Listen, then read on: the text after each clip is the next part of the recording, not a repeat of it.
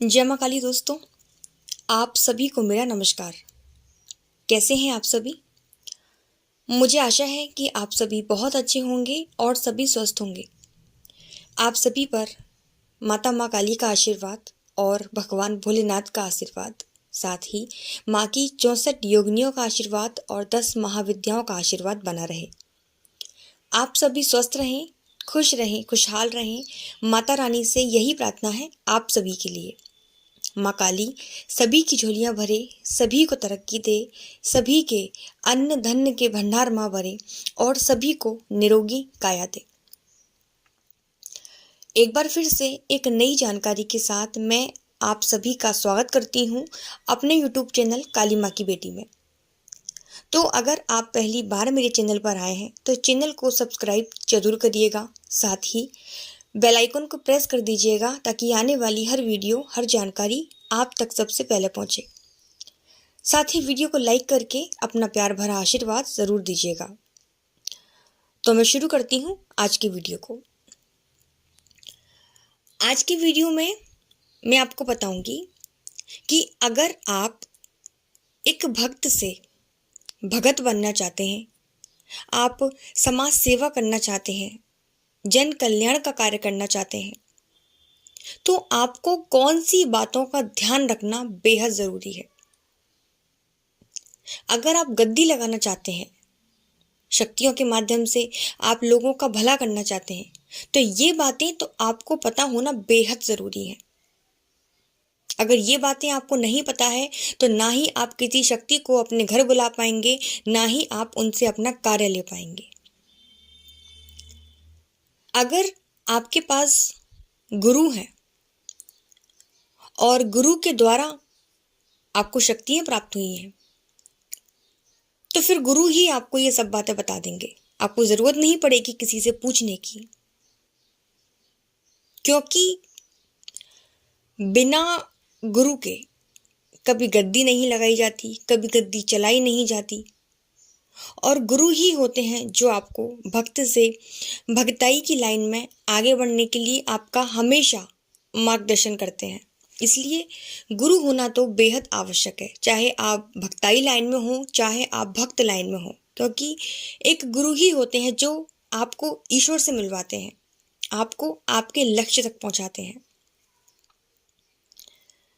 अगर आप किसी देवी देवता की सवारी प्राप्त करना चाहते हैं तो भी ये बातें आपको पता होना बेहद ज़रूरी है, क्योंकि अगर इन सब की जानकारी आपको नहीं है तो ना तो आपको सवारी आएगी, जैसा कि मैंने पहले भी बताया था, और ना ही आप भक्ताई की दिशा में आगे बढ़ पाएंगे। तो अब मैं आपको बताती हूँ कि कौन सी वो बातें हैं जो आपको पता होना बेहद ज़रूरी है। वीडियो को आप आखिरी तक देखिएगा ताकि कोई भी महत्वपूर्ण बात आपसे छूटने ना पाए। मैं शुरू करती हूँ आज की वीडियो को। देखिए, सबसे पहली बात तो आपको पता होनी चाहिए वो ये है कि आपके घर के पितृ देवता, आपके घर के कुल देवी और कुल देवता आपसे प्रसन्न हैं या नहीं। क्योंकि जब तक आपके पितृ देवता, आपके कुल देवता, आपकी कुल देवी आपसे प्रसन्न नहीं होंगी, तब तक कोई भी सकारात्मक शक्ति आपके घर में प्रवेश नहीं करेगी। क्योंकि जब आपके घर के देवी देवता ही आपसे रुष्ट रहेंगे तो कोई भी बाहर की शक्ति आपके घर में नहीं आएगी। जब तक घर के देवताओं को नहीं मनाओगे तब तक बाहर के देवता भी नहीं मानेंगे, क्योंकि उनका कहना ये होता है कि जब ये घर के देवी देवताओं को नहीं पूज रहे तो यहाँ हमारा क्या मान सम्मान होगा।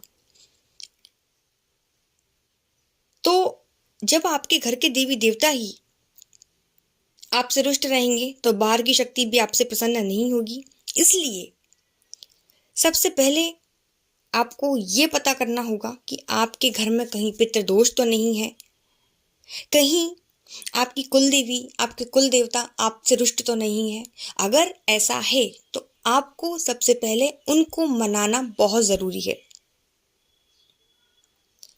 उसके बाद जब आप इन दोनों चीज़ों से फ्री हो जाते हैं, कुल देवता को भी मना लेते हैं, कुल देवी पितृ देवी देवताओं को आप मना लेते हैं, उसके बाद दूसरी चीज़ आती है, आपको चौराहे वाली देवी को मनाना रहता है। चौराहे वाली देवी होती है माता शीतला। क्योंकि कोई भी शक्ति आएगी तो वो डायरेक्ट आपके घर के अंदर नहीं आएगी। जब वो आपके नगर में आएगी तो आपको क्षेत्रपाल को मनाना रहेगा। क्षेत्रपाल जब हमारे देवी देवताओं को हम मनाएंगे, उसके बाद चौराहे वाली देवी तक वो शक्ति आएगी। फिर चौराहे वाली शक्ति हमारी मदद करती है, उस शक्ति की मदद करती है हमारे घर में प्रवेश करने के लिए। तो इन सभी शक्तियों को मनाना बहुत ज़रूरी है। उसके बाद हमको चौराहे वाली देवी को मनाना होता है, शीतला माता को। आपको शीतला माता के मंदिर में शुक्रवार के दिन जाना है और उनका जो विशेष भोग रहता है वो आपको देना है उनको।